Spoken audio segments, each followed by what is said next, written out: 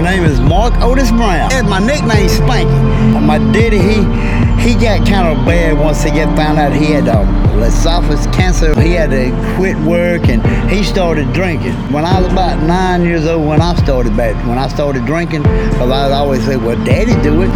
It went on, and as I got older, it got, more enticed. Went through a divorce and kind of wound up finding myself going down a wrong road, and I just finally woke up one day and I called my uncle, who's a pastor of a church, and I says, you know what, I'm not like the direction that I'm going in. I didn't have a place to live. I was here in Columbia. I came back to Columbia, was living out of my truck. I hated myself. I hated the person I had become. I hated the way I looked. I didn't care about the way I looked. I was overweight. I smoked. I drank. I was just a mess of a man. Tragically, so many of the women have been through such traumatic events in their life.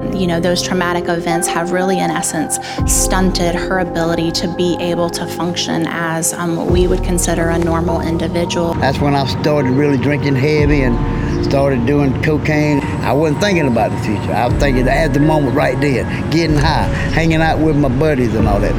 I said, I need some help, and of course, he offered me Jesus, and I had already had Jesus, but I just couldn't find a place, I guess, to forgive myself. And I had no trust, I had no hope, I had no perseverance. I used to, maybe at some point in time, I try to think, I've had people tell me, Rocky, you don't know how to love, you don't know how to trust, whatever. I don't know when I lost it. A lady that we have who had a very successful career.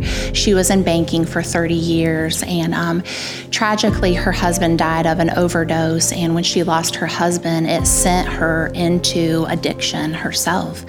She actually became an alcoholic, and unfortunately she ended up losing her job, and in essence she lost her career and she lost hope. But I wanted it that night, and so I went and robbed 2 stores. It really brought, knocked a lot of sense in my head, because I lost my mom in the process. It was just time for me to really check in my life, say, hey man, how you want to live the rest of your life? I was 57 years old when all this happened. My daughter graduated high school while I was in here.